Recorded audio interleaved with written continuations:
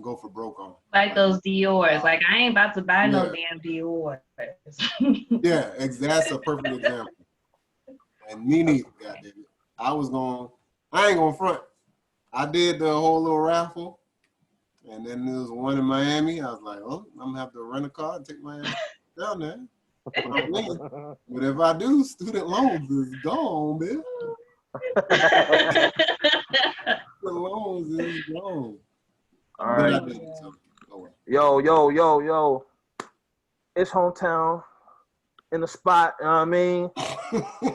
What are you doing? Hey. Episode for 106 in Park Live. Episode 14, you know what I mean? Episode 14 to build 1 in the building, you know what I mean? Oh, you know what I mean? Damn, we out here. Wow. Welcome everybody back to the Beats and Chill podcast. It's your boy Hometown, along with my co-hosts Jasmine Renee and Harachi Kane. You know what I mean? Hey. Oh, my boy got the earbuds, you know what I mean? Yeah, you know. So we got special guests on the podcast, Romii Rae from Dallas, Texas. You know, she'll be joining us soon. But we got to get right into the music, man, before we bring on our guests. So we all got to talk about the latest drops. What y'all think? Where we want to start? We want to start Lupe. We want to start with good old boy Logic. You know what we doing? J. Cole dropped 2 new records. What we doing? What we starting with? I'm gonna go Jazz. Ladies first. I'm gonna let Jazz go. Good.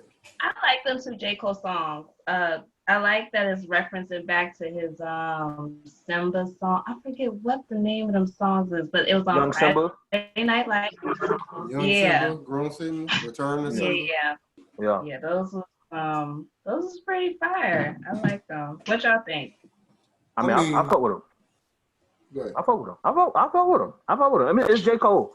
I feel like all my favorite artists, all the artists I listen to, with the exception of Flo Milli, because she's newer artist, they gave me what they would usually give me. Nothing was like out of the park. Like y'all, this is amazing. Yeah, I mean, it was dope. It was dope. You know, I fuck with the Lion King on Ice. I think they was talking about how I start seeing people talking about how this is him going back dissing Lil Pump or Smoke Perp. Here it goes. This is what I heard. No, I feel you. No, I'm not. This ain't my speculation. But it was cool. I enjoyed the records. I thought I was really listening close to see if he was giving another response to the no name shit, but I think he's leaving that shit alone. Yeah, I think that's done. But yeah, it was. I fuck with the J. Cole records. Or it was the Climb Back. Yeah. Did he say that these 2 records are going to be on the album on the Fall Off? He said they're going to be on there. Okay. If the album is 15 tracks, at least, then I can accept that. But if it's like a 12-track album and he released those 2, I'm gonna be like, I get if he can give me 10 other songs. Honestly, I feel like his next album is gonna give us the same energy as KOD. No, the one before that. For Your Eyes Only. Oh, For Your Eyes. Yeah, I can see that. I feel like we're gonna get another For Your Eyes Only vibe-ish J. Cole album, which I'm not mad at. I'm not mad at, but it's nothing that's like, you know what I mean? Yeah. So I don't know. Excuse me. What you think, Raul? For one, T-Minus did his thing on that beat for the Climb Back. That bass was Didn't J. Cole produce on Lion King on Ice? Oh no, I didn't look at the credits. I think he tweeted that. No, wait. It was T-Minus did that one, and who did the other one? J. Cole did the other one. J. Cole produced the other one. Yeah. The fucking picture he put on Twitter for Lion King on Ice was fucking hilarious. Was it the 2 pit bulls? No, it was 2 people skating with Lion King masks. Oh. When I saw that, I was like, what the hell is this? I thought the nigga got hacked. I ain't gonna front. And then I seen he had dropped the song, and I was like, oh, okay. Because he had another picture for the Climb Back, which was, well, not a picture, but a video, which was Homer Simpson looking at the different mountains that he had to go up. Yeah. So I was like, okay, I see what he's doing here. It was like, I could fuck with that. Yeah. So, but the songs was good. Just like Hometown said, it gave me exactly what I would expect from J. Cole. Yeah. Speaking of self-produced rappers, that Logic album. one fun fact, I did not know that he produced his own music, let alone produce a lot of that album. And because at first, going through the album, these beats is hitting. I'm like, these shits is hitting. Now that's one thing I really liked from his debut album, Under Pressure. Mm-hmm. I thought the production on that was amazing. I don't know if that was just all No ID or if like No ID kind of is like his mentored him through how to yeah, do it. you know what I mean? I really think he did because it even has the Midnight Marauders fucking walkthrough. Mm-hmm. So it's just that album is great, man. I like it. I used to jam Under Pressure slowed down. Under Pressure slowed down all the time. People like, man, who was that? Under Pressure. I used to be like, good. That's Logic. And he'd be like, Logic, you know, everybody low key sound the same, slowed down unless you really know the song. So that's what my homeboy used to say. He's like, hey man, put on somebody else. The only nigga I know is slowed down is Lil Wayne. Everybody else sound the same.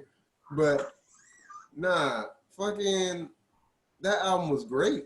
It had this, you know, when somebody says like, I'm gonna go back and do what I did that got me in the game, that got me hot. Yeah. And then they drop something and you'd be like, I see what you was trying to do, but it wasn't exactly what got me to listen to you. Right. He bodied that shit. He did it exactly how it's supposed to be done. He said, I'm gonna go back to my roots and do what I used to do that got me in the game. And he did that shit 100% correct. Like, that shit was great, man. I ended up listening to it twice just because I couldn't believe how good it was. I went back and played a good handful. I didn't listen to it all the way twice, but I played back a few records just because I was like, oh, he produced. Let me listen to this again. You know that No Hook song. Oh yeah. Oh my god. Hey. And that's Soul Food too. Oh. Hey.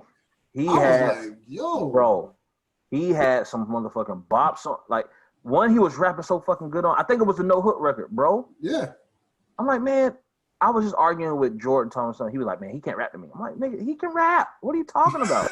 He might not always have the best content when he's rapping. Like, you know, it don't always connect.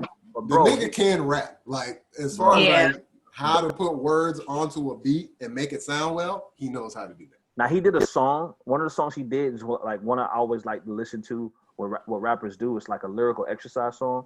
Was A to Z, and he was talking to his son in the beginning. He's like, oh, you know your ABCs? So he tried to do like the rhyme scheme, going up the alphabet. Out of all of the lyrical exercise songs that I like, that's probably my least favorite. I heard Papoose do it better, you know, so I can't. Right. You can't really go against that. He could have took that off He could have took that off. Yeah. I felt like that was something he just wanted to have fun with, which, all right, whatever. But Dark Place, 5 hooks. 5 hooks. And fucking because my favorite part of the albums are the end, and I think Heard Him Say, bro, that was good. Yeah, like, this shit good, man. This nigga's rapping and he's producing on these records too. That's Soul Food too. I was just hearing them beats, man. The beats are so complete sounding. Like yes. It's like I could listen to these beats by themselves. If this nigga dropped it as an instrumental album, I can definitely like listen to these beats. I hope he does. Yeah. I really hope he does. I don't think he's gonna do that. Let's give No ID his props too. This nigga. Yeah, he deserves it.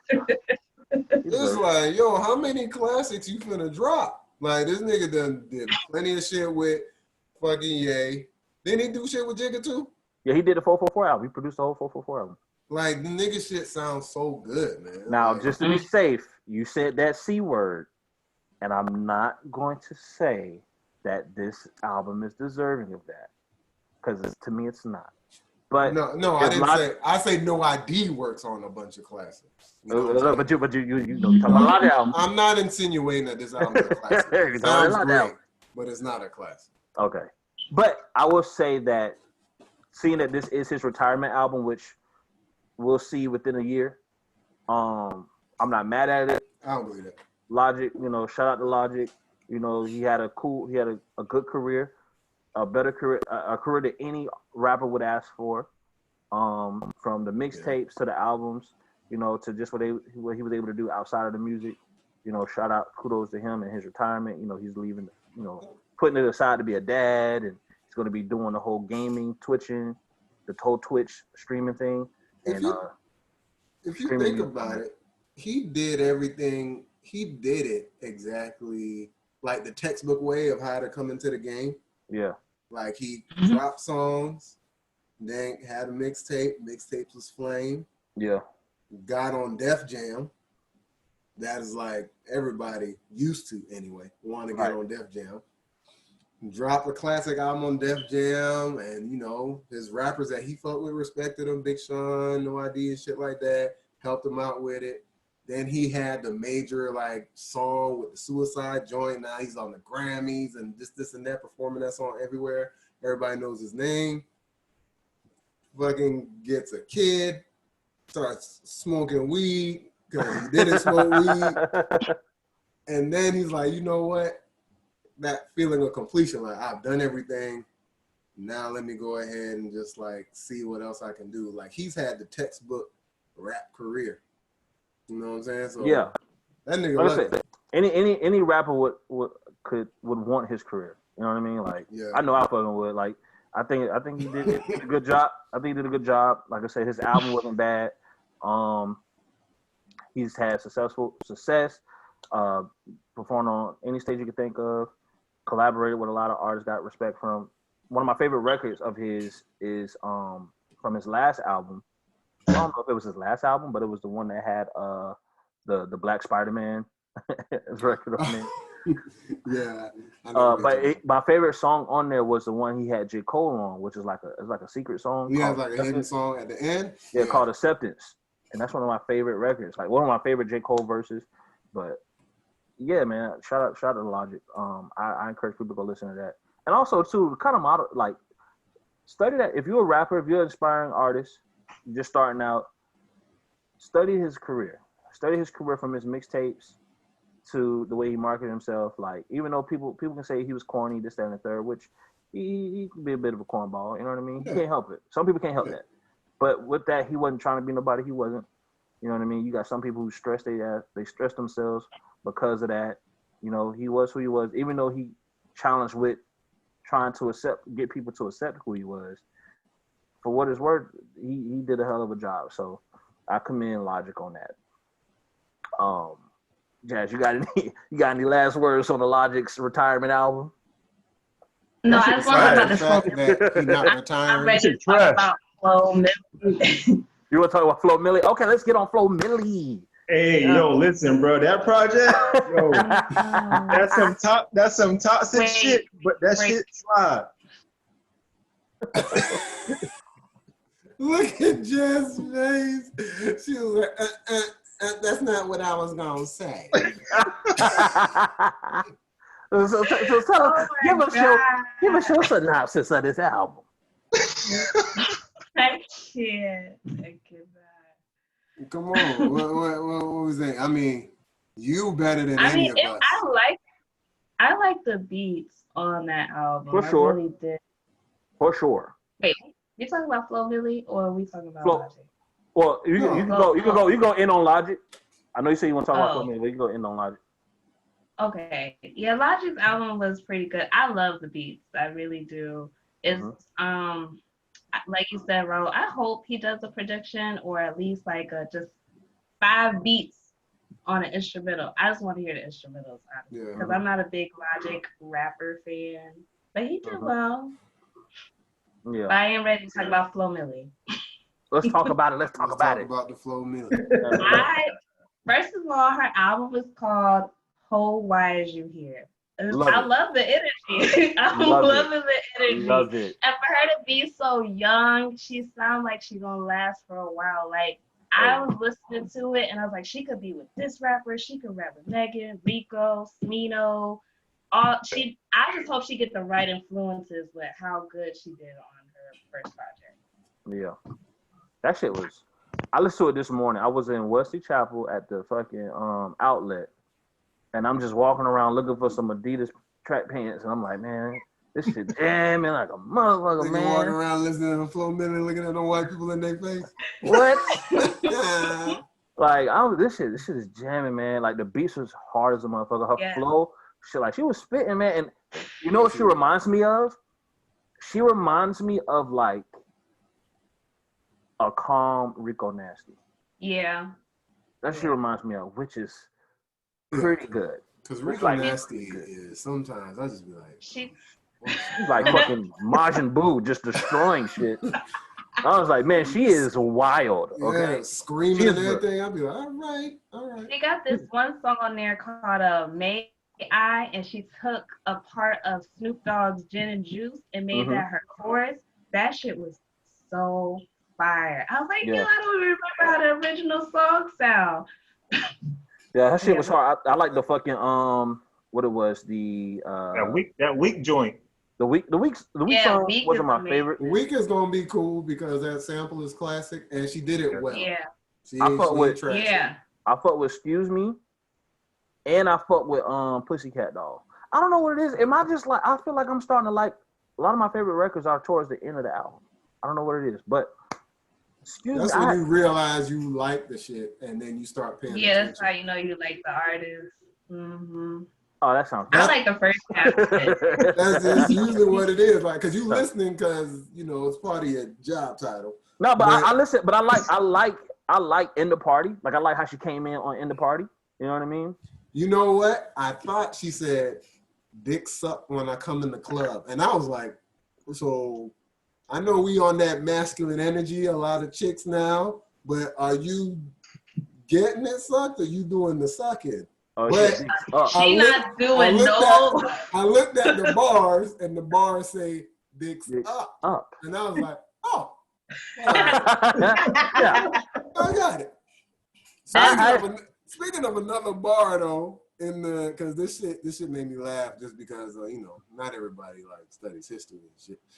But you know what I'm saying? Like on the song "Like That Bitch," she says, "I'm about to get married. You already know Benjamin Franklin is the groom." Now we know what that means. She's married to the money. But if you look at it literally, why none of them white people fucking with niggas back in the day? I was like, Benjamin Franklin, huh? All right. She told me you gotta let her just be funny. You sure you don't want to do, Django or something? What do we call? Is this like okay? So I understand that this is hip hop. This is a part of hip hop. Now, if there's a subgenre, right? What do we call this? I don't know. It's like on some fun rap. I think that the City Girls is on to something. Yeah, but they probably stole out their shit from us. Because I feel like City Girls is so close to like Tampa. Right. So I don't know. But this is what I think, though. This is what I think. I think that they may have set a title for a subgenre and they don't even know it. Follow me. Follow me. What's Follow the me. subgenre? Don't leave me. Don't leave me. Don't leave me. I mean, I think the Kyle was subgenre. doing that. You're right. You're right. But listen, follow me now. Follow me now. I think the subgenre should be called pussy talk rap.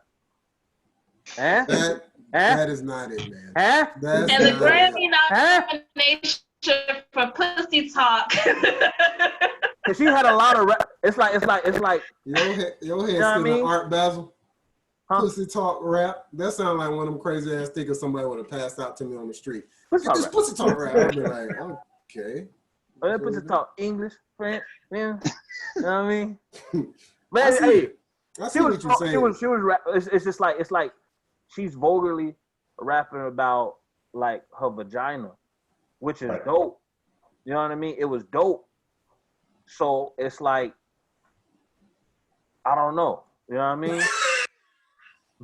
So it's like I lost it. that boy trying to justify. I lost it. Hey. You know what I mean? But I fuck with the Flo Milli shit, and and you know what's gonna be crazy? I think she's gonna be like, I don't know if XXL is still doing it, but I think she's gonna be a freshman. I feel like she's gonna be a freshman. With this, she had 26 million plays in 24 hours. Like, Really? yeah. Yeah. She was like, bro, she was the talk of Flo Twitter. Milli shit. But yeah, you know what? I ain't never knew who this was before, except I did hear that one beat, that beef flow mix. I've heard that beat that shit is plenty. fire. So I'm like, oh, so this is who this is. Cause I think I seen a tweet that said, I love that Flo Milli is getting love. Black queens out here, this and that. And I was just like, well, who's this?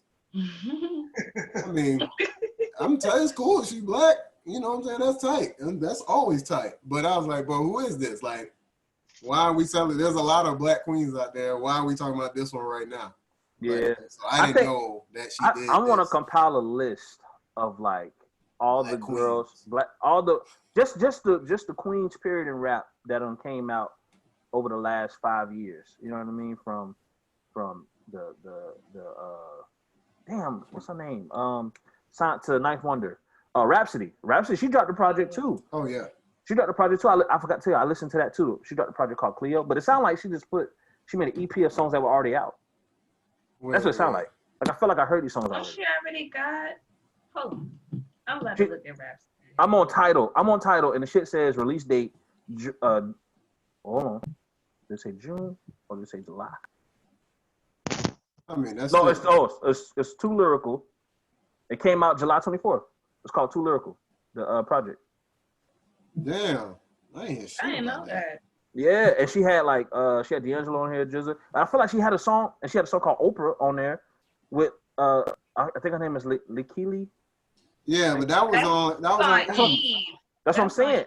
That's what I'm saying. So I feel like she made a EP of songs she already had out. Was that an official drop? Yeah, it's on Spotify. They say Too Lyrical Rhapsody 2020, July 24th. That's what I'm saying. I don't know. Like she took. Cause isn't Cleo on another album too? That's what I'm saying. Cleo, I think it's Cleo, Serena, Oprah, Ali, all that shit is on Eve because Eve was an album of black women, right? Positive black women. Mm-hmm. Yeah. Mm-hmm. Yeah, I don't know. I don't know what's going on with that, but I listen to that too. Most lyrical ones out of the album. That's a good guess. I didn't think of that. You know, maybe you're a woman and there's somehow you connect to this project and you just got that because I'm a man. It's coded. It's not coded for me. Oh, you know what I mean? Keep your third eye open. You feel me? Oh, it's right here. It's right here. It's right here. I don't see it if you didn't know that. I can't see it if you didn't know that. Come on. Don't give me too much now. Don't give me too much now. You know? But I really fuck with the Flo Milli shit. Man, she was the talk of Twitter. Like, Twitter was like, yo. Yeah. And it was cool that a lot of the artists, like, a lot of other lady MCs in the rap game was, like, talking about her, too. From No Name. I saw, I seen Kenny Beats talking about her. If she's on a Kenny Beats beat, that's fine. It's a rap. You know, Kenny Beats got them slaps, too. It's a rap. Oh, did y'all hear Jid Smino and Kenny Beats song? I saw it late. I didn't get to it. That shit is amazing. I did not get to it. Jid and Smino need to do more songs together. Yeah? Oh, for real? Like that? Jid and Smino? Which sounds better, Jid and Smino or Jid and Black? Smino. Yeah. Really? Smino. I got to pull it up. I would definitely say Jid. Just because of the way they rap, like Smino got that wordplay. Yeah. I have to pull that shit up, man. It's not even just his wordplay. It's just like his way to just flow on the beat. Yeah, the delivery, his cadence. Yeah. I think he's got a whole. He's gonna be so great. Like I think Black is like probably one of the most like biggest monotone stars that we have. Like he's very in a sense boring but good as hell. That Coffee Bean freestyle, I still be like, yo, that nigga floating. Yeah. He did it on the video, right? He was just sitting there like this. He just rapping. Yep, like it was nothing. Talented motherfuckers like that maybe be like, you know what? I'm never gonna pick up a microphone. My most favorite shit he ever did. Was he did a cover of Erykah Badu's On and On. Oh yeah, I recorded that bitch. It was on Vivo. It's Vivo does a fake Tiny Desk. I don't know what it's called, but you can go and type in Black On and On YouTube. That bitch is hard as fuck. I think I played that shit at Genuine one time. Had them boys vibing in that bitch with wine in their hand. But yeah, that shit go. He don't say anything different, but it's just his voice and like the live instrumentation. That shit sounds great. He's one of those few people that sound exactly like he does on the track live. Yeah. Like, that is definitely true. But then again, I never seen him live. But I just heard the I did. I saw him when he came. He was at where was he at? What's that? The Ritz. He did a show at the Ritz, and that shit was sold out too. Wow. Yeah, it was. Yeah, man. Damn, I did not hear that Jid song. But you know what's crazy? We haven't gotten more music from Why you laughing? Why you laughing at me? Because you ain't listened to the song yet. I know. It's like I haven't. I forgot it came out. I seen it on Twitter, but I'm like, damn. That nigga want to listen to it right now. I do. You know why? Because I want to listen to it right now. I want to listen. Seeing him like, damn, what it sound like. But you know what's crazy? We haven't gotten anything Y'all out else. there sleeping. Yeah, right. We haven't got anything else from the little super group from Smino, Smino No Name and You talk about Joint Game. I know what you're talking about. That's Smino No Name and Saba. Saba, I forgot what it was called. Oh, yeah. It was like something like something Sage, Ghetto Sage or something like that. Yeah. Ghetto Sage. We haven't gotten no more records from them. You think we ain't gonna get no more? Just kind of like I think Big Sean and Wiz did the High Fly Boys, and that was that. Yeah, I don't think it's a thing. It might not be a thing no more. That's what I'm saying. They just got together, did that shit real quick, let the internet have it, and that's that. Maybe it was like a cool thing. You know, they all smoke, so they probably like, oh, let's fucking do it, bro. Let's link up. Do it, bro. I damn sure was waiting on that mixtape from them niggas for like 3 years, and I was like, oh, it's not bad. Let's get into that Currency, man. Y'all listen to the Currency Project with Harry Fraud? Yeah. Yup, we did. You know, Jasmine, I know you a woman. You know what I'm saying? And it's always ladies first. I like Harry Fraud, but I didn't listen to the album. I'm sorry, guys. Hey, man, so I haven't listened to previous like recent Currency projects. Like I listened to a song here and there, I play it, but then I end up playing a game and not paying attention. Yeah. I listened to this album all the way through twice, and I think this is my first time hearing him like with the dad raps. You know what I mean? Like, this is the first time him with the dad raps. So I'm like, yo, this is like different. I forgot like this nigga is just now dad. Yeah. You know what I mean? Like, it was cool hearing him and Wiz on the album. Was cool. Man, it was dope project, man. Like I thought it was pretty cool, man. He had like some cool dad rap quotables in there. You know what I mean? So I thought it was pretty interesting. And he was talking about his like relationship too. Like he was talking about like he said something like I never bought her something, but I gave her every flavor Air One Jordans. She got every flavor Air One Jordan she could have or some shit. I was like, man, look at this man talking about his woman and his baby. This new for me. You know what I mean? I was like, damn, all right.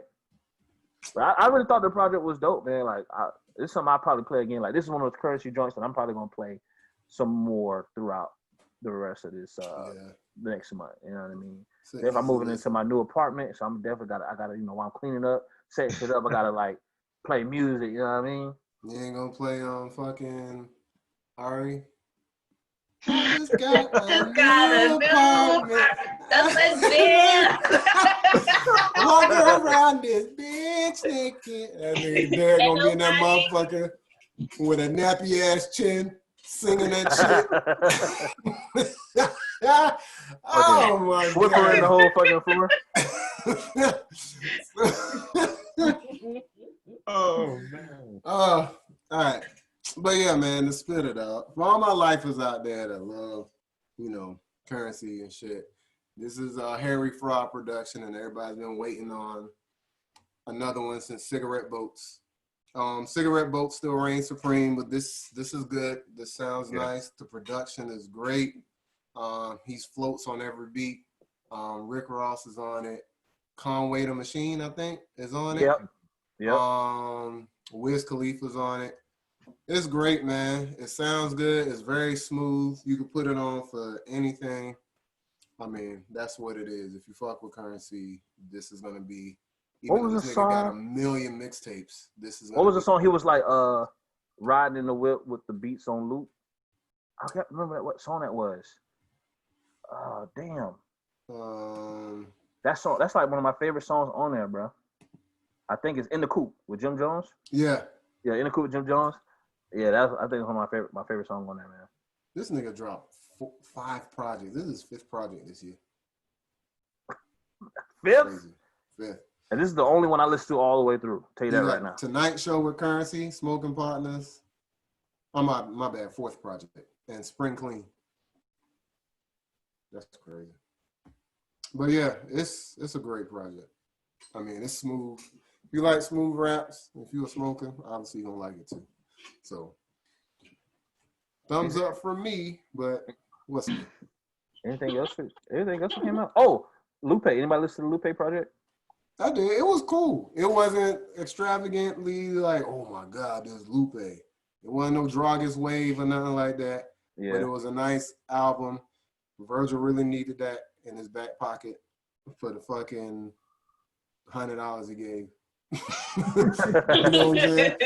So for him to talk about how Black people are killing fashion and what he's doing for fashion to kind of solidify Black and urban people in fashion, that was great. Hopefully people leave him alone.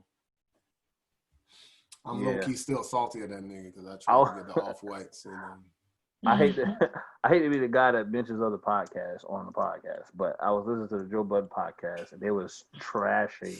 Well, Joe Budden was laughing at that fucking opening record on that EP.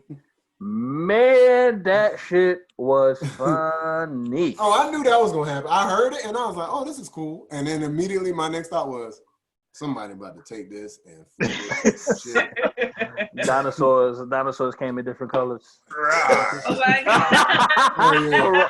The roar is what got me, man. Legit was the talking roar crazy. is funny as shit. When I heard it, I had to look at the credits. I was like, "Who's talking? This is Virgil." And he kind of weird though, so I'm not surprised. I heard him talk probably like once or twice. He talks exactly how I thought he would. Yeah, like he has like the whole nose over his lip type of look, like he's Squidward head up. Like it's just weird. You know what I mean? But I'm as a huge Lupe fan. When it comes to my faves, Lupe is in my favorite 3. It's Kanye, Lupe, and Ab-Soul. So any of them drop, I'm going to enjoy it. I may Did be you like, enjoy this one? I did. Even though I heard it, I'm like, okay, I'm gonna follow you. Okay, all right. You pass the dinosaurs now. They fuck and lay eggs. I was like, all right, I'm following you. Did he take you to where you thought you was gonna go? Yeah, to the next song. I went to the next song, and I was like, that was okay. I'm going to continue to listen. We only got 3 more records. So, cool. You know what I mean? But I fuck with it, though. You know, I fuck with it. After, like I said, I felt like I had a good week of music. I listened to Logic. I listened to Lupe. I listened to Currency, Flo Milli. I listened to Rhapsody. Honestly, the rapper was great. The rapper was great, but I didn't really too much care for it. Like, I felt like it was something I heard before, which, from what, you know, we have Jackson to think, we did hear this already. So, but yeah, man. So, anybody else got any other music? Anybody else listen to anything? No. I gotta go do my homework on this Jid and Smino record now. Yeah. Listen to that shit. It's like in my head right now. Well, it's not in ours, so. Yeah. Sorry. The first thing I'm gonna do as soon as I get off of this shit, I'm gonna pull that up. Y'all want me to send it to you? I'm a Jid fan. I'll put it in the chat. Well, shit. I'm gonna go ahead and bring on our special guest, Romii Rae, founder of the Vibes Texas platform, based out of Dallas. Before I do that, Raul, go ahead and hit him off with a little sneaker news, bro. I got you. So you already know what time it is. We're gonna talk these sneakers, and you know, for this week of July 26th, we already know how everybody's feeling because everybody that I know at least took L's on the Off-White Force. Everybody took L's, and guess what else we took L's on? We took L's on the Grateful Dead SB Dunks. If you was trying to get the orange ones, you probably took an L on that one. If you tried to get the green ones, you probably thought you was going to get them, but you took an L on that one. And the yellow ones, which was more widely available, even dropped on sneakers, guess what? L. So We ain't get none of those. So that was that. But we got some views of what's coming up next. We got the Union Air Jordan 4s, which look disgusting. Like, they look terrible. Like, I'll let y'all be the judge. But these really look like some old XJ9000 Payless joints, straight up. Like, all the mock-ups that they did and dropped before this came out look way better than what they given us. So hopefully they switch that up. G Dragon is dropping a new Air Force One. He had the all silver joints before. Not all silver, all black joints with the thick white laces. So he has another pair coming out. Ronnie Feig is going to be dropping some Asics. I don't know which ones he's going to drop, but there's some gel light 3s, 252. Seems like there's two colorways. One is all black with the pink salmon toe, and then like another multicolored joint. So that's cool. The dude Mosh that be making customs for everybody, LeBron James, Jay-Z, he makes custom shoes for everybody. And like when customization got real big on Instagram, this was a dude that was always at the top of the list. He finally got his own sneaker. And it's a sneaker that is called, let me get this right, the Mosh Runner Centralia. So it's not made by Nike or anybody. It's like literally his own sneaker. It look cool. It's a nice little, it's a nice little shoe. It's got a little Asics vibe to it. Nice colors or whatever. I don't know how many are going to be released or when they're going to be released, but you got to go to moshcustoms.com to get updates for that. For the craziest thing I've probably seen this week, PlayStation teamed up with Zara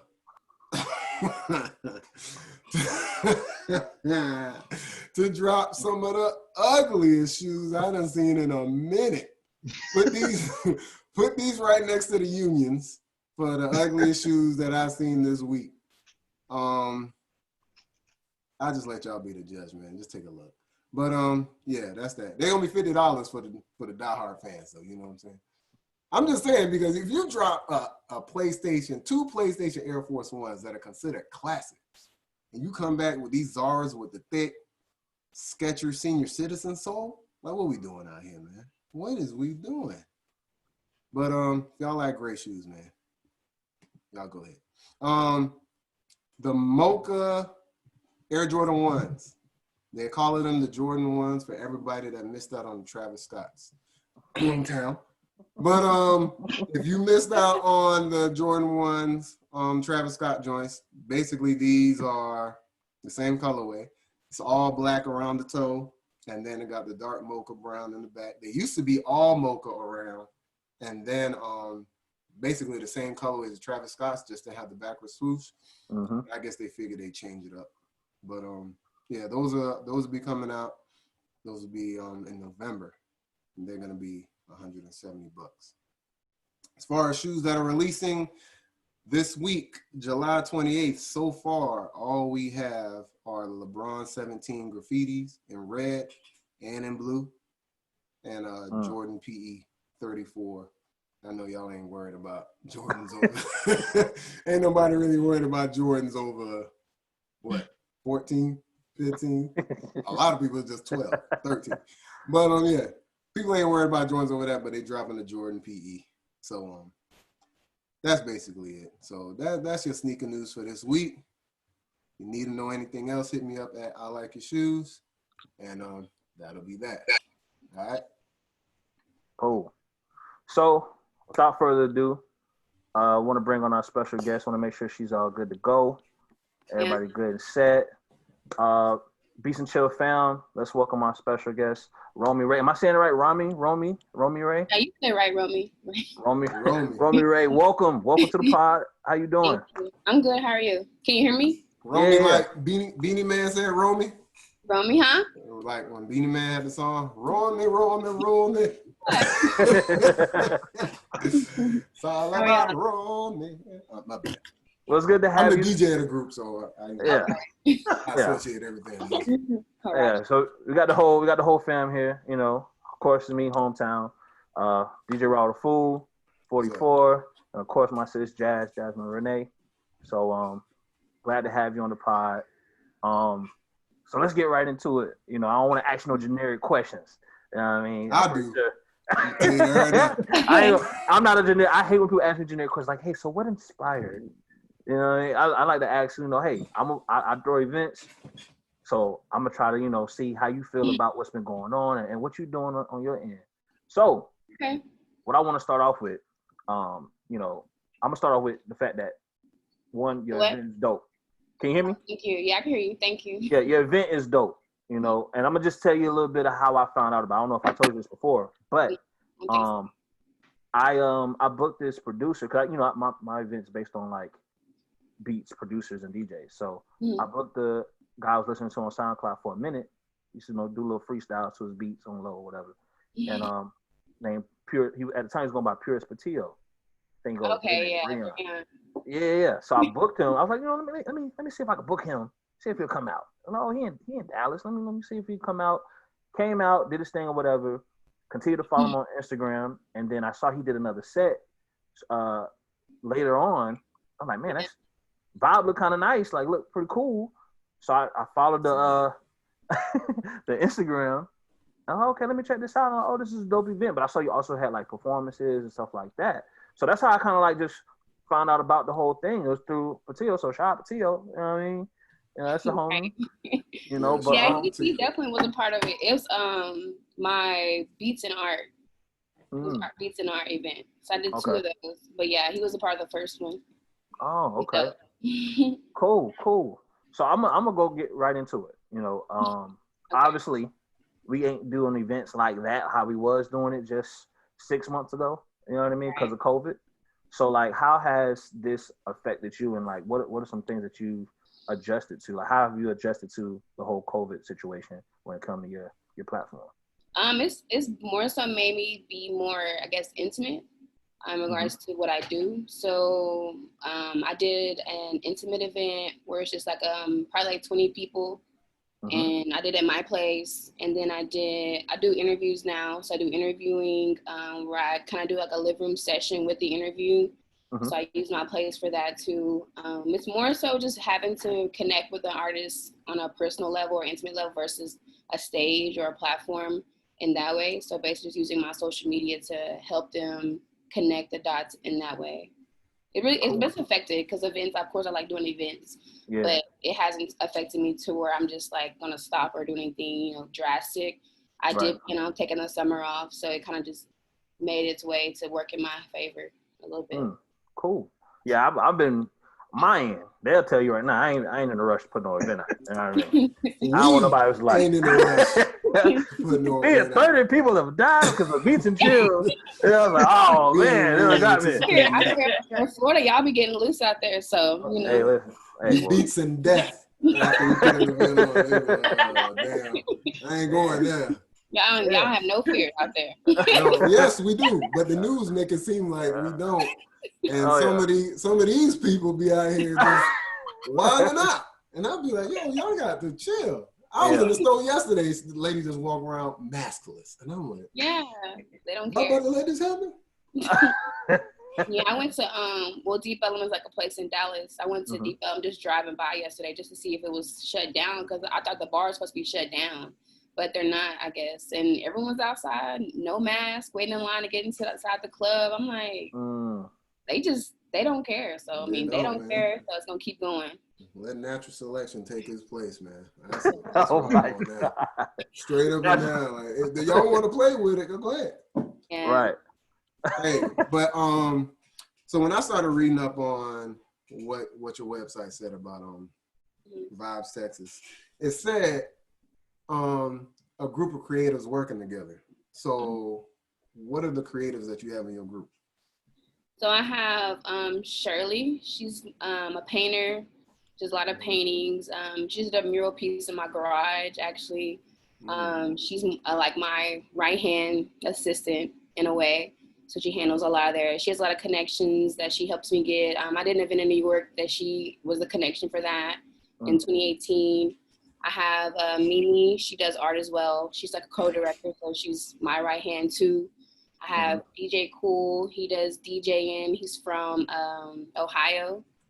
And I have 23 Cups. He's my host. He does music as well. And he has he's pretty much just an energy ball. He's like energy on 10 always. And he has his own slogan, 23 Cups. He really carries around 23 cups. You might see him in one of my recap videos, but he always has 23 cups. 23 of them? Styrofoam? No, 23 red solo cups. Glued together. Glued together. It's coming red and green. Okay. Christmas time. Yeah. So, right. But yeah, and I have a few people I work with that do like photography. I have a friend named Jasmine. She does photography. I have a friend named Nephew who does photography as well. They pretty much do their own thing, and we just pretty much come together, when it makes sense. And yeah, but yeah, I am the head, so I do, do a lot on my end, but I do as well have help. And when you started, so did you start all together? Or did you start it by yourself and then just started connecting these people? Yeah, I started by myself. Shirley and 23 were part of the first event. Okay. So they were part of the first event in 2018, and 23 has been my host since I started. Okay. So in regards to that, when I started beatsnchill, I was kind of basically I'm an artist, right? And I'm in this collective of other artists and producers, and I wanted to help my producers sell their beats. And I was like, well, what if I just put you guys on the show, right? Yeah. And you guys could get your own clientele. So that was kind of what moved me to kind of do this event. What moved you to start Vibes Texas to be okay, I'm gonna do this here? So in 2015, I moved to Dallas. I'm from Tyler, Texas. Okay. So I moved to Dallas. It's in East Texas, a little small city. I moved to Dallas more so the end of 2014, but I didn't start getting my feet in the door until 2015. I joined a group called We Are Dallas. And they basically they're underground, anything underground and urban that's South Dallas is where we had the event at. We basically just touch everything like that. It wasn't more of what I do. It's more of just link up, chill, do music, listen to music, smoke, vibe, whatever you do. We had beer pong, we had pool tables, we had just different things. A lot of people came, we'd have one time we had, before we stopped doing it, we had Playboy Cardi before his prime. We had Macro Cream. I don't know if you know Ian Connor. We had him through. People like that would come through. Then we stopped doing it, and then I did an event, I think it was November 2015, with a friend of mine named Austin, who actually lives in Florida now. And he and I did an event called Random Art Mixer, because we was going to do it at a place called Random Art Dallas, I think. We was going to have the whole same name, everything, whatever, but it didn't work out, so we didn't do it there. But we kept the name to do the same name because we already had everything fixed and finalized.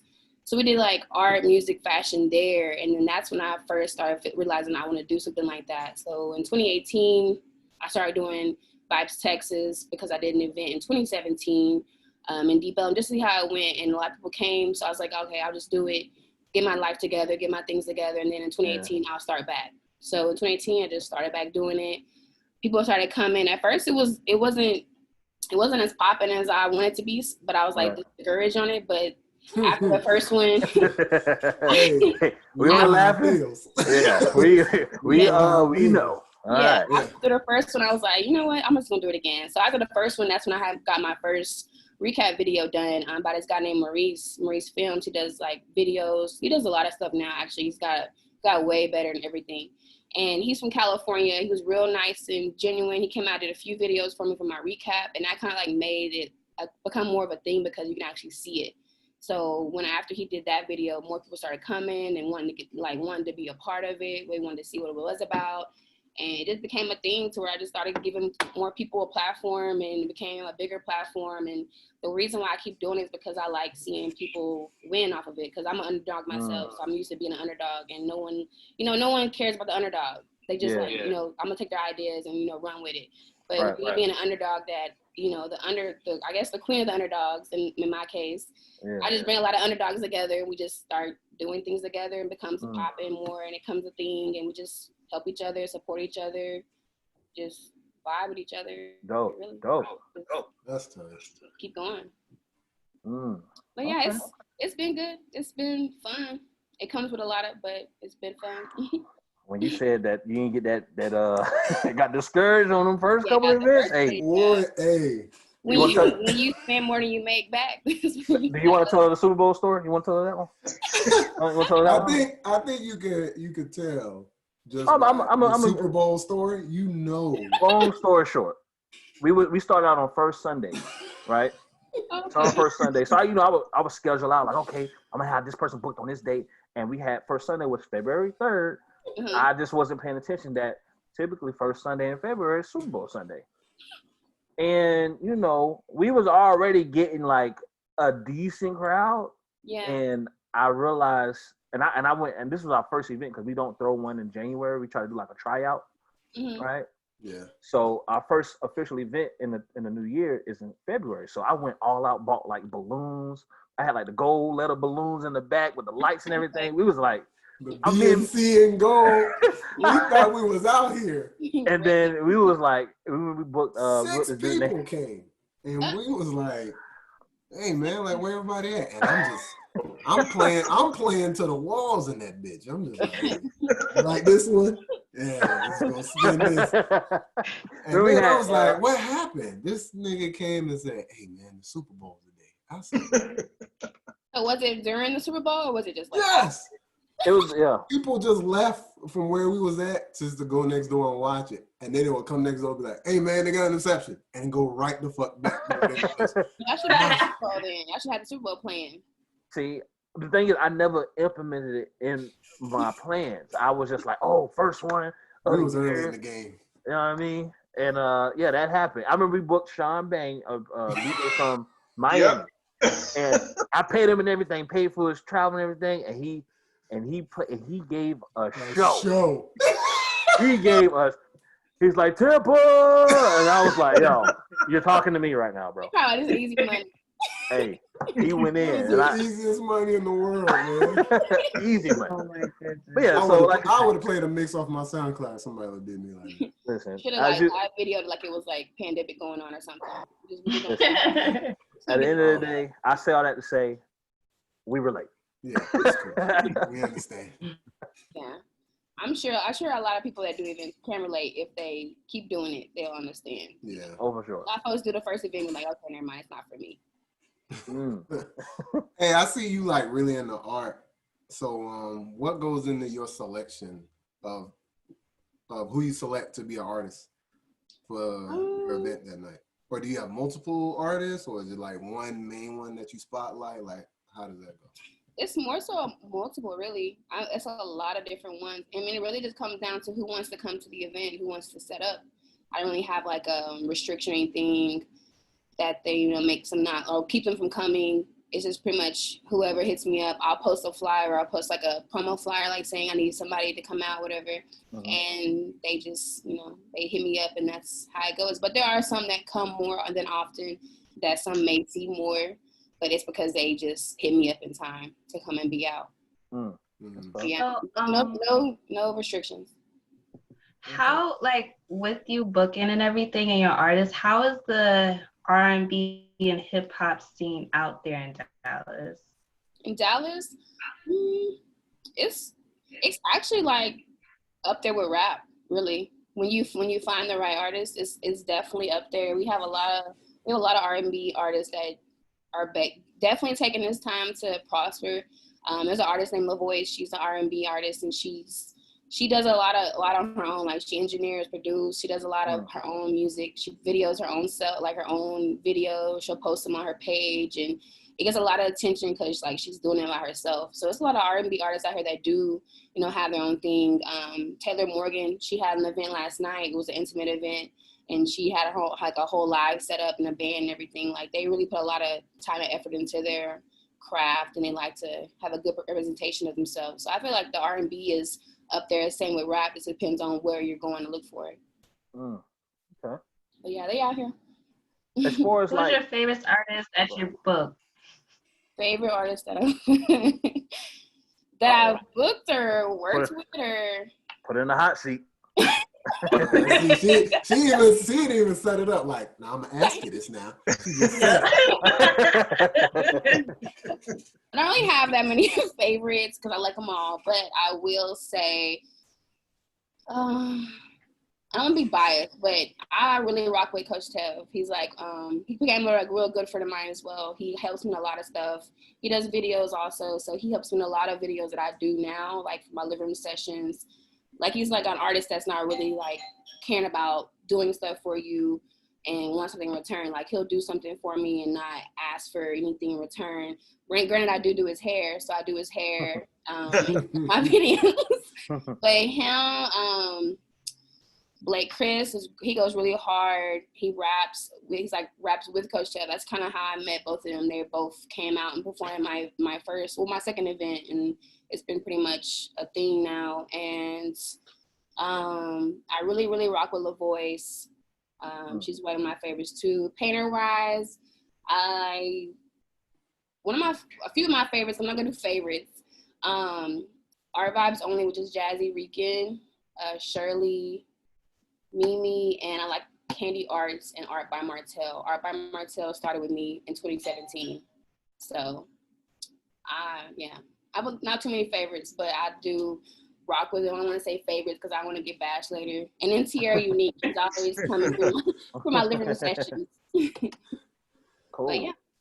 Hey, how the venue that y'all do y'all event in? Is it like a big venue? Because whoever y'all got doing your promos, I'm like, yo, how many stages they got in that bitch? Like, So the most recent one, which one was it? Because I've done a few different ones. oh, I don't know. Is it ones like specific like a one that you white do, wall? or do you go to like a bunch? The ones I did this year most recently they have been white wall. So that venue is more of a DIY place. Like I can do, I like DIY places because I want to do whatever I want to do at the event. And it's a DIY spot. It's real ducked off, and we have no issues with like the cops coming through or anything like that. So I like places like that don't have an issue. Word. Before I get my next question, hey man, y'all answer the door, man. Who ringing the doorbell? Right. What's going on? Y'all ain't gonna get that? I ain't expecting them to come to me, but yeah. I'm seeing. I'm like trying to ignore it. All right. No, that's good. So the reason I asked is because for those who don't or want to put on events or whatnot, make sure that the place you putting it on, like they mess with y'all, because you can have a great event, but if whoever owns the venue or is over that venue does not like the event, tell it, bro, like the people that are coming, they will make the event trash. You know what I'm saying? That's why I asked. I'm like, damn, her events look tight. It's like so many people. I have had bad experiences. Oh, you had? I won't go back there again though. And I definitely would spread the word when it comes down to it. You can revisit that right now. You could let me know what happened. Yeah, I think where I started out was Green Elephant, and I really, really rock with Green Elephant because the owner, Shannon, he definitely cut me a lot of deals because he really rocked with my crowd.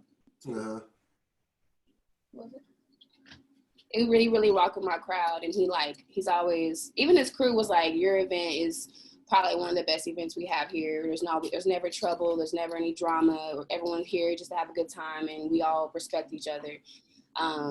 But that's where I started my event. That's where my pin tweet with the video. That's where my first event was at. Okay. But yeah, I really rock with them the most. Well, this music to a promoter's ears. This is one of our best events in the entire month. Right. Coin, please, coin. Make sure you go ahead and send him this. He gonna cut you another deal too. Right. Nah, but we actually did like I guess you can call the place we did the Beats and Basel for Art Basel in Miami. Yeah. I guess you can call that like a do it yourself spot. You know what I mean? Yeah. I like those spots because when you have so many things that like other elements you're adding, you can get creative. Whatever. Yeah. Right. Only thing is, because I'm not a tech guy, so I always go to Raul, and as soon as there's an issue with the tech, the equipment, he look at me and I'm like, oh snap, you finna say something to me? I'm in trouble. And I No, got no part advantage. the reason why is because however that building was grounded, because you could tell like it was just probably like one building, but there was like so many different venues inside the building. Okay. So however that place was electrically grounded was messing up my soundboard, my turntable. So my controller was messing up the whole night. So I'm coming, I'm like, oh, I'm finna be in Miami. I'm about to kill it. This and that. And I can't even scratch properly. Yeah. So I was like, oh, I can't. So I had to sit there and be a push button DJ, which I hate being, but I just had to go ahead and DJ and press the button, fade songs out. So what's crazy is that listening to it now, because I'm not moving around trying to talk to hundreds of people. I mean, I could fully get it now. At the time, I'm running around. I'm like, yeah, huh? What's going on? Yeah, that happened a lot. Yeah. I would learn more about sound due to having to do a place that had bad sound. So now I get the speakers. I get make sure I have a sound guy to come through and do everything. It's like I'm not gonna do it this. So I learned more about sound because I've had to do it myself to a point where it's like, okay, whatever, make it work. Just make it work. And some places just don't care about the sound. I'm just playing. I'll do the sound. Hey man, that's what I got you for, man. Hey, I appreciate man. you. All right. Other question. If you had access to everything you needed to throw your perfect vibes event, what would you do? And what would you do? And who would you book?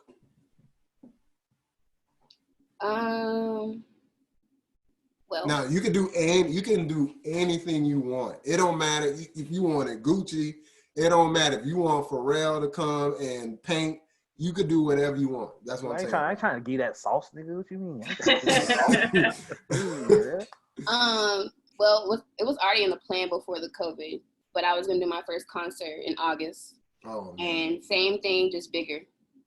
And book who I was gonna book.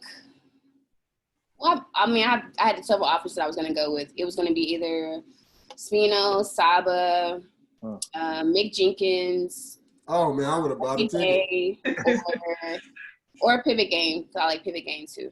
Yeah. So it was gonna be out of one of them. I was gonna be one of them. I would have slid. Yeah. That shit's so hard. Sound like a flight to purchase now. Yeah. You know what I mean? We have put the concert and everything already. Like we just recently got our refund back because it's like we're just gonna wait until next year because we just put everything down for it. But we just ain't got the refund. We just wait and see. But yeah, that's in the plan, so it's in the making. But yeah. Damn. All right. Dang. I'm sorry to hear that, man. I'm mad I even asked you that question. Damn, that thing said it was gonna be tight. COVID did this thing, so yeah. Maybe I wasn't ready. Yeah, nobody was. What's been like your most rewarding like moment with Vibes Texas?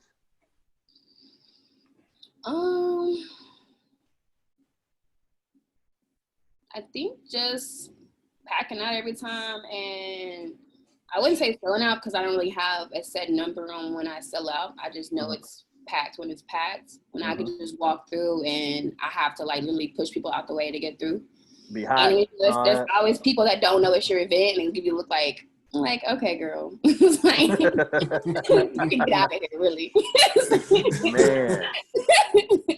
But that, and then just seeing people like, a lot of people like, they appreciate it and they respect it. They understand like what I'm trying to do. They have been here for a while to know. Some folks have met in 2015, so they've been rocking with me since 2015. So they're always like congratulating me or saying I've seen you, really come from nothing and get here, and that makes them like respect it more, and it pretty much creates bonds between me and different people because they, we have like talks and like things that have happened to me or have happened to them, and just really just getting more notice for like what I'm doing good versus like everything else is going around. Like this year, I got asked to be a part of the Juneteenth committee with a lady named Opal Lee, she's been trying to make it a national holiday. So I don't know if y'all know about her, but she basically sent a petition to the president's office and they had it on the desk that they was like getting it like signed to make it a national holiday. So hopefully that happens We've been donating money to it, so we donate to it and just trying to make it a positive thing. Like, I'm not trying to just have one lane of things that I'm doing. That's what's up. That's tight. You gotta send me a link to that, man. I'll be down to invest in that. You know. Yeah, she's really nice. She's 93 years old. Oh yeah, she's been in the trenches then. She's in the trenches. Yeah, she's like, hey, y'all gonna do this. Her family got burnt down in Fort Worth, Texas when she was little. She's been having a reason to fight for. Oh yeah, she's coming for all hers. Yeah, I feel that. Yeah, it's deep. But yeah, it's everything's rewarding. Everything's rewarding in different ways. Yeah, different things. Cool. Happen. Yeah, I've gotten like those DMs, like, yo, I never been to anything like this, man. I really needed this, that, and the third. It's like, man, that's you know, I ain't really made no money today, but it was nice. I appreciate that. Yeah. Do you remember the event that you was like, yeah, this is it. Like this, yeah, I'm doing something right here. Like, do you remember which event that was? Or what, at least like what year or like month it was? I want to say it had to be the Beats and Art event I did in 2019. I did an event in September 2018 after I got back from New York, and it was like a thrifting event. So I had like everyone bring your thrift finds out, and they would sell them. So we literally had like a flea market of like clothes everywhere.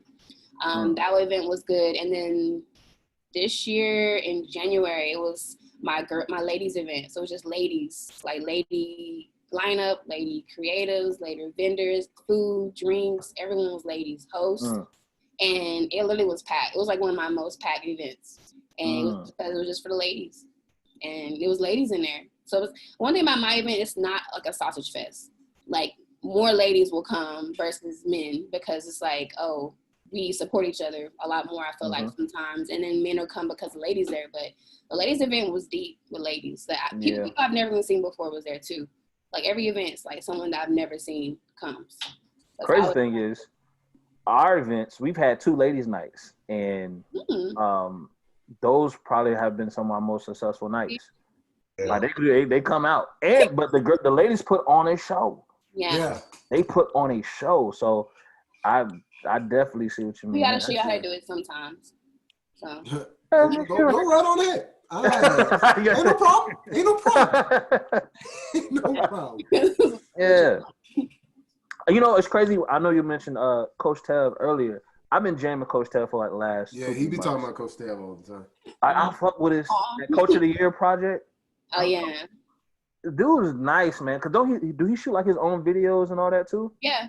He does shoot his own videos unless he needs help, and then we just help him. Dude, nice, man. Like, I just want to let everybody know that, you know what I mean? So they let you know that I've been talking about Coach Tell, because I fuck with Coach Tell. You know what I mean? How that, you know what I mean? He loves support. That's what's up. Yeah, he's definitely been a long way. He's definitely been a long way. I noticed I remember you had posted like you were doing like an event in Florida. I know that probably didn't go down because of COVID, right? Yeah, we had. I literally got back from LA, and I was booking the flight. I booked the flight, and then I was like, you know what? I'm gonna cancel this flight, because I was like, I don't know, like this is gonna happen. So I canceled the flight. Like 10 minutes later, I told everybody in the group chat, I was like, I'm canceling my flight, and I'm getting a refund for the Airbnb. And it was like, what? I was like, the COVID is gonna take over. And then the next week after that, I was like, okay, you were right. Everything's frozen. People are dying. I was like, exactly. But yeah, Coach Teb and Debbie actually is one of my favorite artists too. I've been knowing him since 2015 too. They were on the lineup. I think Blake Chris was on the lineup too. I'm not sure, but he definitely was going. We was gonna get paint, like we was gonna have the whole thing, but it just didn't work out. Yeah, dang, man. Well, you know, y'all always got a home over here in Tampa, man. Y'all want to come to Tampa when everything clear up? How far is Tampa from Fort Lauderdale? 3 hours. He was flying in there. It's far. It's 3 hours. About 3 hours, yeah. 3 hours. Dang, yeah. I didn't know Florida was that big though. Yikes.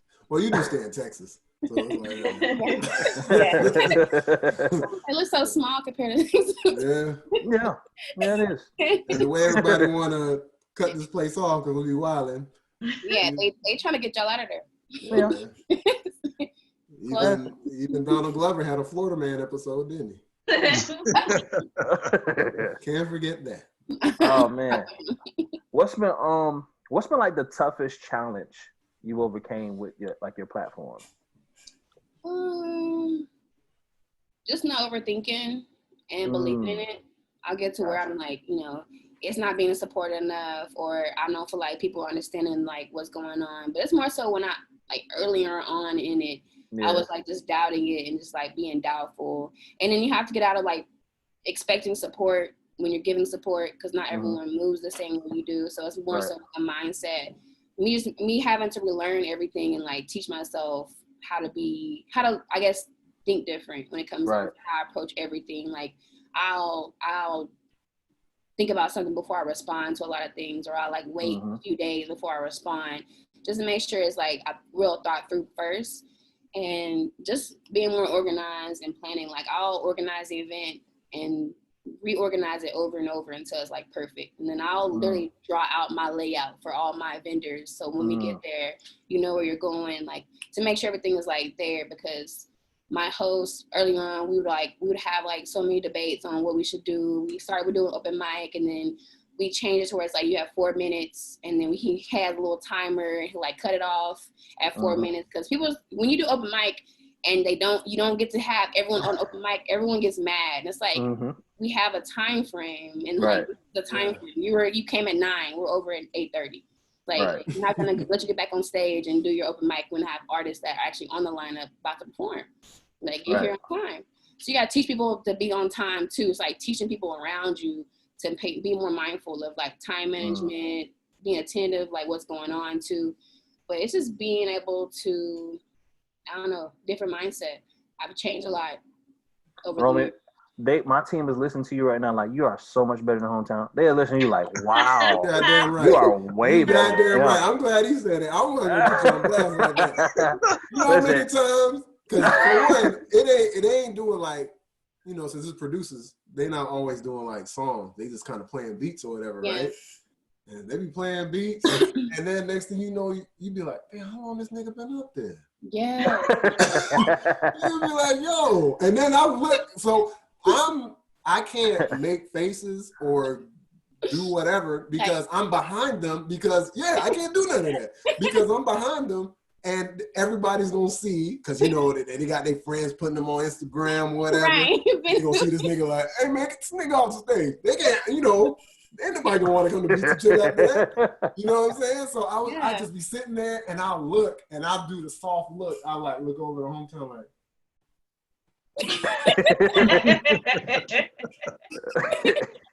And then I just be like, yo, what's up with a friend. Yeah, man. So when I hit the way, hey. 5 more minutes. You gotta cut in something. All right, that's his time. Yeah.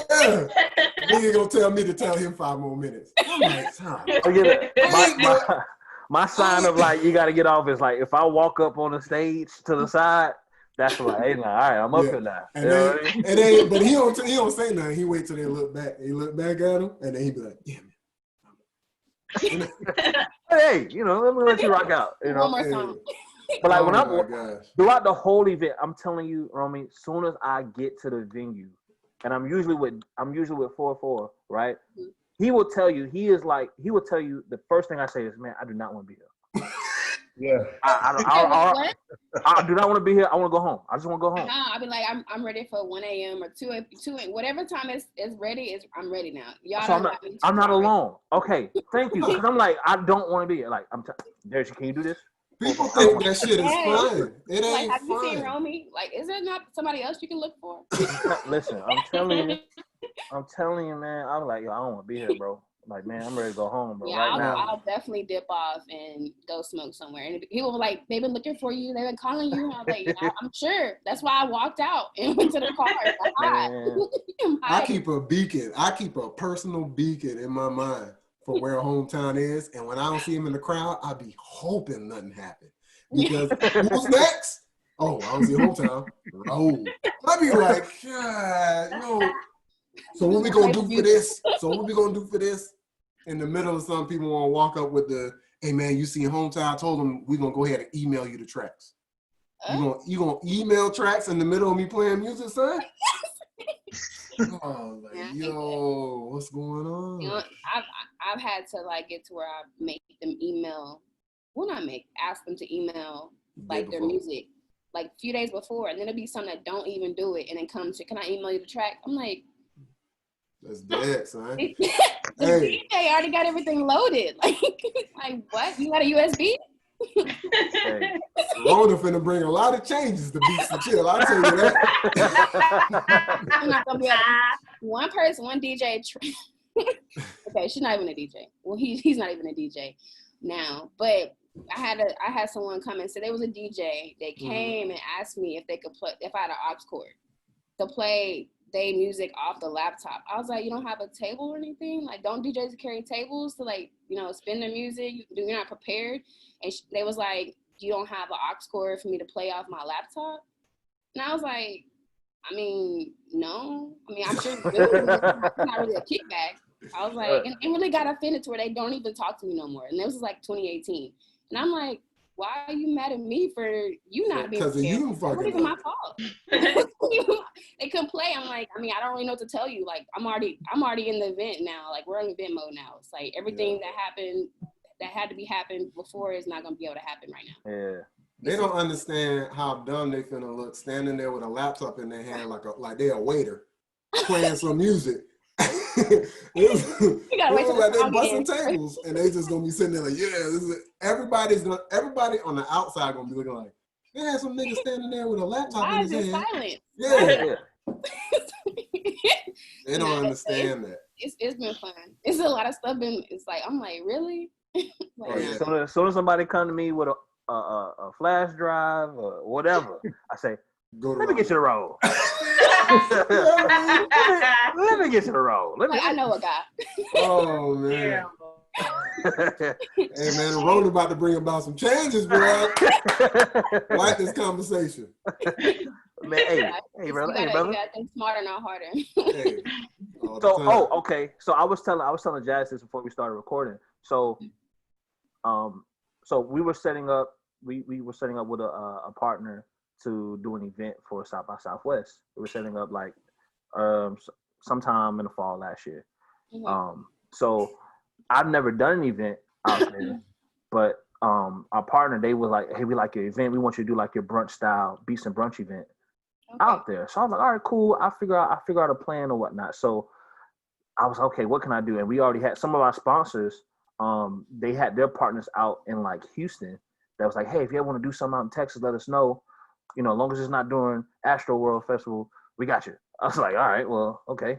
So, in my mind, I was like writing out these plans. I was like, you know what? I know Patio. I'm gonna try to hit up about Texas, see if they'll be down to like collaborate. Cause I didn't know if y'all had something going on. So I'm gonna try to see if we can collaborate and see if we can throw like a cool event. I'll bring some artists from, some people from Florida, and we kind of do like a mashup event or whatever. I never got a chance to like write out the proposal and send it out because the people we were working with, they kind of like fumbled the bag on their own or whatever. But COVID. So I was like, all right, whatever. But I was like, man, I want to do that event so bad. That was my first time ever coming out to Texas, period. And I was like, you went to South by this year? No, we were going to. It was supposed to be this year. It was supposed to be this year. We already had canceled the idea by New Year's, but COVID ended up happening. So it was like we weren't. Yeah, it didn't come up anyway. It worked out. You know what I mean? And then it was like I heard South by Southwest wasn't giving people their money back. I was like, oh, thank God. Yeah, I think so. Really? A few different festivals did the same thing. Like, I'm glad I never paid for something like that. Yeah. Yeah, I've been the one man. Yeah. So I mean, that was one thing I wanted to do. It's cool. I feel like it's got more washed up, but it's South by Southwest. Yeah. It's cool. It's a nice networking place. When you go, have you been? Never. That was gonna be my first time. I've always wanted to go to South by.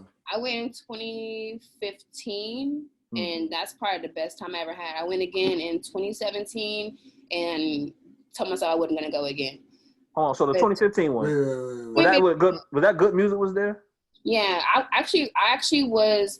I don't know how I became friends, but I was friends with Bodie James, DJ. So they came to Dallas. I can't think of the guy's name that they was doing a tour with, but he came to Dallas. They did an event at Trees here. I was with them, was hanging out, whatever. Then they was like, okay, we're gonna go to Austin for South by, link up what's out there, whatever. So I went out there with them again. And then it was raining in 2015 when I was out there. So I had these like combat boots on, a poncho, walking down 6th Street to 4th Street. And then I went to this event. At the time, I wasn't really familiar with Mass Appeal. So I went to this event for Mass Appeal and ended up seeing Bodie down there because I was looking for the DJ. And he was like, he should be in here. Come on in here. So he gave me a VIP pass and everything for backstage. You walk right in, and to my right, it was Nas. And I was like, I literally passed out on my damn. I was like, wow. And then I even forgot that his daughter's name is Destiny, and my real name is Destiny. So I was like, I introduced myself as Romii because he was like, what's your name? And I told him Romii, and I was like, after the fact, I was like, I should have said Destiny. But then I was you didn't want him to be like, oh, you just trying to be one of those. When I was like, asked for a picture or whatever, he was talking to somebody, the owner of the venue, and I was like, okay, cool, whatever. And then I thought he might have forgot about it, but then he was like, you want to get a picture real quick? So I got a picture with him. So I got these 3 pictures of like one of me looking faded, one of him looking faded, and the other one. So none of them came out right. So when I posted, I covered my face up and just posted him. But I met him. I even met Dave East out there before Dave East popped, and he was actually like a fan of the DJ and Bodie at the time, and they were just all just talking and kicking it. So I was like, that's a really cool experience for me because then I didn't even know Dave East either, and I was like, okay, I remember him without the hair and everything. He had a little fade, and I was like, he's really nice. Like he was really humble and nice when I met him then. But it was like the best experience. In 2017 when I went again, it was just hot and people just walking around. What changed from 2015? Because what you're talking about in 2015 is exactly what I envisioned. Like I remember just seeing like rappers like LES out there just kind of chilling, maybe walk around in his Pampers. Like I remember like all of that, and I'm like, damn, they really just be out there like they really ain't artists with like hot music. You know what I'm saying? It's just, I don't know, it's just a lot more people are there and a lot less, not like a lot less artists there, but they don't be out in the street as much as they used to be. So like they more so were walking around or just chilling at the events then, but now I feel like they just don't be out like that at these events like that anymore in like the festival part. But when I went, I was just walking. It was just like shoulder to shoulder type thing. But 2015, it was like you can walk. It was like a lot of space for you to walk. Wasn't like, you didn't feel cluttered.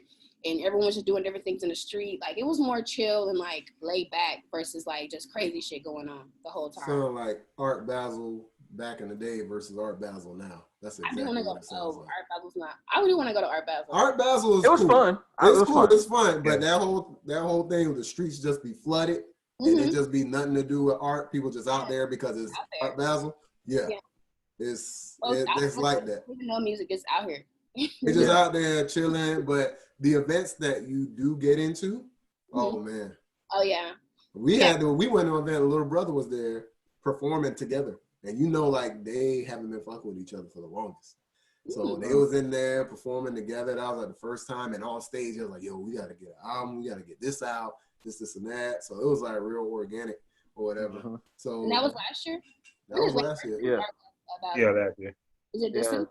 Yeah, last December, yeah. Yeah, last December. It's usually the first week of December is when they have the Basel Festival. Well, maybe they'll do one this year. I don't think so. We're gonna do an intimate one. Basel online, okay? Yeah. That's exactly what it's about. You get no views, probably. Nobody. Listen, hey, I was having a hell of a time out there. Drinking, okay? I was, you know what I mean? I know y'all laugh now. All right? You laugh now, but it was a moment for me. You know what I mean? Eyes the color of red hots. Okay, whatever. All right. You know what I mean? I haven't thrown up in a long time, man. You know what I mean? I was out. Yeah, I threw up a little bit. You know what I mean? He was out of there. I was like, oh my. I went. What's up? So where is Art Basel? It's like a street, kind of like South Southwest, or like it's like Wynwood District. So Wynwood is kind of like the art district in Miami. Yeah, basically. Okay. So it's like an area. It's almost like a section. So it's not just one street. It's like a whole little area. You know what I'm saying? So yeah, because South by they have 6th Street, 5th Street, and 4th Street. I think 7th Street. So they have like different streets and everything's like down. But 6th Street is the main street that people like to have their events at. But they have it everywhere. Yeah. So it's in Wynwood. It's in like the Wynwood section, and there's a bunch of stuff happening. It's like a little downtown area in Wynwood. Yeah. And it's everybody. Your favorite brand could be out there, and the owner of the brand just be there, like signing autographs and stuff like that, chilling. They also be like your favorite rappers should be out there, like so. When we went to go see ASAP, and was like, oh, ASAP supposed to be over here. We went there. It's probably like a 20 by 20 tent room that just got put up, and they just had like merch, $100 t-shirts. And I was like, he wasn't there. And I was like, what's going on? He goes, oh no, he's gonna be at the performance tonight. And I was like, that's what we doing? So I buy the shirt now and I go to the performance later. Okay. Yeah, I was like, okay, that's what we doing. So, but it was cool. That's what's up. Cool. Dallas needs something, but Dallas is working on getting together. They still working on, connecting more versus being a leader always. They want to be a leader. So once that goes away, I'm sure something will happen. So as far as like, because obviously you guys have y'all have legends in like I'm gonna say just the state, because I don't want to group Dallas with Houston and other places. People may group Miami with Tampa or whatever. So just the fact that you guys have like in statewide, you guys have like legends and whatnot. That's like Texas is a state that has acclaimed hip hop artists and whatnot. Is there like a status quo that you guys hold a lot of your like artists to, or like hip hop artists that have potential? Like, is there like a things like, okay, this guy has these things, let's make sure we respect him in this light and push him to a forefront. Like, we make sure that we do what we can to push our artists out, because we don't really have an industry specifically in Tampa. It's more so an industry for art. Even though it's a lot of money to be made, we done had the Super Bowl a couple times, and we got the Ybor district, we got all this, that, and the third. But as far as like an industry for music, we don't really have that here in Tampa. So it's kind of like we just got like our hood artists that are like pretty popular with their sound, and that's kind of like where it stay at. We starting to get a little bit of new artists that's starting to sign with some majors here and there. Yeah. But like it's almost like two worlds. It's like you got this independent lane, and then you got like these artists that sign to like 300 Entertainment that just came out of nowhere. You know what I mean? Is it similar to like that in y'all area and like in Dallas? Yeah. I mean, we like Erykah Badu, for instance. Everyone still treats her the same and respects her to the same high standard, and she has her birthday parties at the Bomb Factory. Like every year she does this, an event for it, and everyone makes a thing to go. Everyone makes a thing to, get a ticket. Bomb Factory hosting 5,000 people, and it sells out. So we still make sure the legends be the legends, and in a lot of cases, the legends will reach out to the people upcoming. So I have a lot of people that, reach out or connect, people that, find different people. Like I know DOC, I think he's still in Dallas as well. He works a lot of people out here too. Like he still helps the younger people, helps the younger musicians, producers. He connects people to Cali. Like there's a few people that are working with Dr. Dre because of him. So it's like people still hold the legends to, the legend standard. We still rock it, and they definitely inspire us to do different things and like move different. So gotcha. We do. Okay. Well, hey, wait, because Texas was real heavy in me like starting to DJ, because I used to listen to a lot of Swisher House back in the day. Oh, okay. A lot of Swisher House, DSR, all of that stuff. Oh, dang. Okay. Yeah, so I was in it. So is Big Tuck still doing stuff out there in Tum Tum? He is, and he's still performing. Oh, for real? Like I think he just had a performance the first of the year, or then last year. So he's still performing. He still gets booked. They still we still rock with him. Yeah, he's still out here doing it. He's still out here doing it and making sure he's still known. But yeah, we still make sure he's out there too. Like people have been booking him. I haven't booked him yet, but people have been booking him to perform. And people go. So yeah, we still I'm rock. glad. I'm glad to hear that. I'm glad to hear that. So I don't know. I fuck with Texas artists like heavy. So I always check up to make sure, because I don't be on it like I used to. Yeah. But I always be like, hey, they doing something. Like when I heard them on Astroworld, I was like, oh shit, that's what's up. Yeah, you know I what I'm love saying? Because a lot of people didn't know like that's like Travis sampled this beat. You know what I'm saying? That was good though. I like that. Yeah. I like how he did that because that was one of my favorite songs. That it was dope. I wish we could have them perform it here in Dallas because they haven't. I don't think they have because I haven't seen it. Like have Big Tuck and Travis perform here. That would be dope or something. I did see that Big Tuck was with Post Malone not too long ago too, like in the video. So everyone's still like interacting with each other. We still rock with each other, and it's still. I don't know if y'all know Lil Ronnie, Fat Pimp. They started Lil Ronnie, Fat Pimp. Yeah. Music. So I think Fat Pimp just had a baby recently too. So he's still out here doing stuff. I have him on Facebook. Like I still see him checking.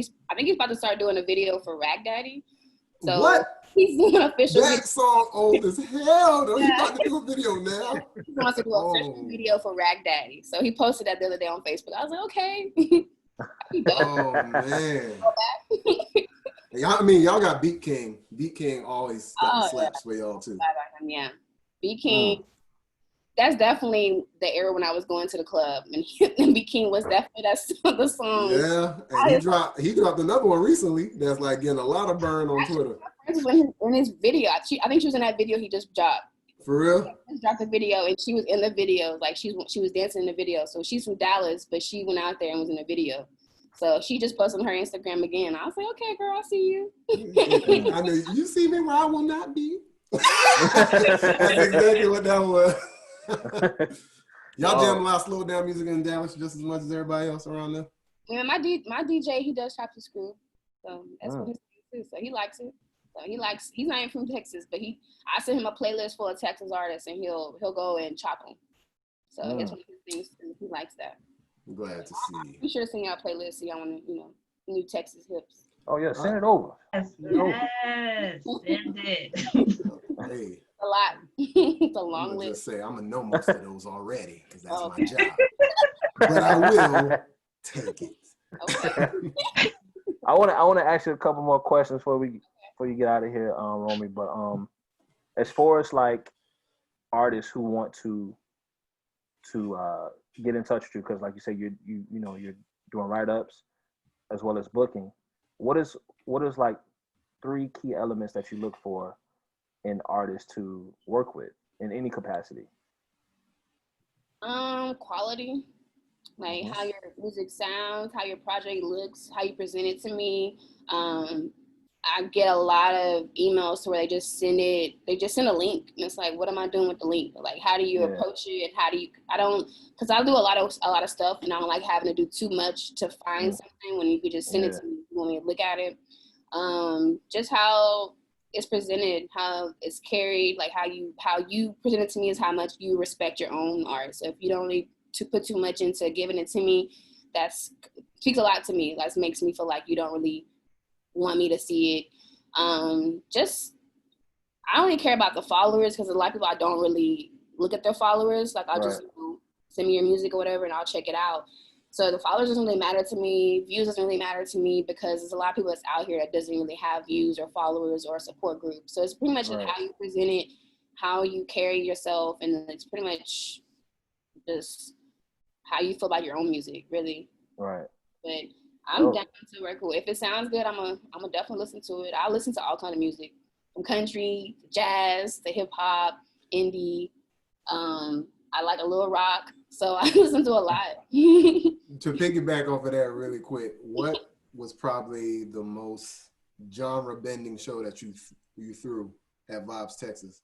Because we know you was like mainly hip-hop and R&B, but I see that you open to whatever. So like what's a artist that you had that didn't do hip-hop and R&B, but it was like, oh, this shit slap?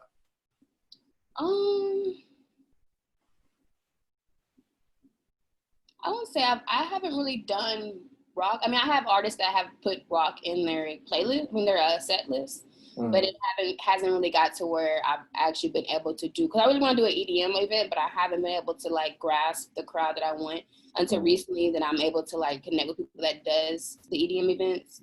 So I haven't really done anything that's too out of the normal for what Vibe Sex is, but I do plan on it because I have been looking around. But the most I would say, and that's still hip hop. Yeah, I haven't really done too many different, like they have different styles, but it's like it still revolves around hip hop some kind of way. I mean R&B, singing, but that's about it, really. Okay. Just prepare yourself, because sometimes if you don't be ready. This one dude came, his name is Freeback, and he came and set up all kind of like synthesizers and whatnot. And if anybody took a mushroom that night, they would have blasted off.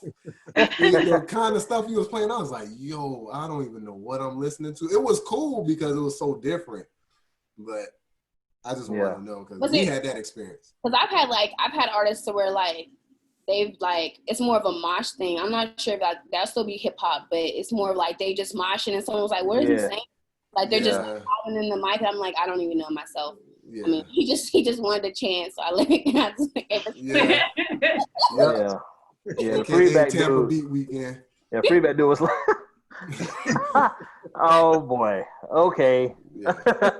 But I mean, the producer we had, Freeback, he was like, his sound, it sounded like he could fucking produce or do like the soundtrack for like Stranger Things or something. Like it was dope. It was very electronic too. It was dope though. Like he put on a whole like little light show with it and everything. Like, it was okay. A lot of work behind it. Like everybody come in. I want you to look at this shit. Look at all this shit I bought. Producing and all this. I'm like, this man putting on a show. I think fun fact, remember when he was like he was like the last act. Yeah. And I think he said, I got like an hour to go, and I was like, oh, what? Yo, when he said that, I was like, what? Oh. I was like, hey, niggas finna start leaving. People start leaving? Oh, yeah. At the end, there were like 10 people left. They start leaving and things like that. Like, oh, okay. Yeah. Hold on now, player. I was like, whoa. But yeah, that was lights cool. off with like a blue spotlight, a red spotlight. So he had like the whole ambiance set, and it was cool. And then when he said that, hour left, I was like, I don't know if it's that cool. And come back then. Yeah. Let me break this up, brother. Yeah. It was good. It was tight. Feedback if you're listening, man. Come back again. Come back, brother. We miss you, man. You know what I mean? We give you 30 minutes. I always said for you. 30 minutes. Don't know about that. But Romii, I think, like I said, when I found out about Vibes Texas, I was really amazed from when I saw that that it was a woman behind this. You know, and I'm our campaign 44 can tell you, like, we are big on having women in this industry, either throwing events, DJing, and producing. We're looking for any women, any ladies out there who are just getting their foot in the door with producing or wanting to start DJing. Like, I manage a DJ named T Couture, and you know, we just really pushing for women to produce. So I really commend you on what you're doing. It's really dope. You know, you're inspiring me, because I'm like, man, that shit kind of dope, man. You know what I mean? You see, you hear Raul already selling me out, you know. Hey, but man, you put yourself out there. I just co-signed. the one time he co-signed, but I think it's really dope. So I do appreciate for the platform that you created. A question I want to ask before we get out of here is, what advice do you have for another person who wants to get into the business of throwing events, being a curator and promoting events? What's the key advice you would give that person? I wouldn't say prepare to fail, but you're gonna fail sometimes. Don't give up. It's cliche, but if you fall, dust yourself off and try again. And just believe in yourself. Be a sponge, because you're gonna learn a lot. I learned a whole lot down. Every time I fail at something, I learn from it. So I don't ever take it as if I'm failing. I'm gonna just forget it and quit. I've always learned something when something goes wrong with anything, like door, host, sound, artist, lineup, the set times, like things like that, organization. Like I learned a lot. Every event I learned something, so I'm always like excited. I'm more so excited of the event so I can learn something different or like be able to like come out of it some kind of way. I'm very competitive, so I'm always like trying to compete with myself. Like the last event I did, I'm trying to compete with the next one. So I'm always like competing with myself to be better and just have fun, be yourself. Don't worry about the haters because they gonna hate. All right, girl, I hear you. That was a great question, and I would love for Hometown to leave on that, but I forgot to ask you this, because I meant to ask you this earlier. Sorry, Hometown. Why are you competing with me with questions? I ain't competing, but when you said that, I was like, damn, I still gotta ask. So, what would Romii now tell Romii in 2015 when you started it? What do your own shit? Go do your own shit. Straight up. Well, Romii, it's been a pleasure to have you on the pod today. We appreciate you so much. Best of luck to you. Blessings. Continue to keep doing what you're doing. It's amazing. I'm gonna continue to watch. As soon as everything open back up, I'm gonna still keep my mask on, but I'm gonna fly out there and try to get a show in. I'll pull up with the turntables. You know what I mean? I just dropped that right up on my page. I just finished, so. Okay, yeah. Definitely check that out. For our audience, for the people who's listening, could you please, we're gonna post it on the episode links and everything else. But for those who are listening, could you please tell them how can they find you and how can they, keep up to date with you? Okay.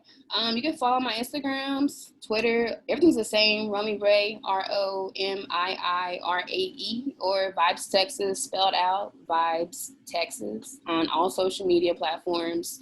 Vibestexas.com. You can find everything there as well, from start to finish. I built the website, so. Okay. You optimized it for the telephone too. Very well done. Built the website, and I do promo videos. If anybody wants to do promo videos, I don't tag, so I do what I can to help out. But yeah, website's there. Even my social media is on there too. If you go to About Us, I have a little description about myself too, if you want to get to know. But yeah, follow me. Cool. Well, thank you. Thank y'all. Okay. Oh snap! My fault, y'all. Y'all busy. People knocking at the door. Calling bells. Well, Romii, thank you so much for joining us. This is episode 14 of the Beats and Chill podcast, and you guys have a good night. Yeah, be safe out in Florida. Don't catch anything. No beat. Hey man, I'm in the crib. I'm away from these. Oh, okay. We gotta go. Losing his mind. All right, now you take care. Thank you. Bye. All right, catch y'all later. Bye.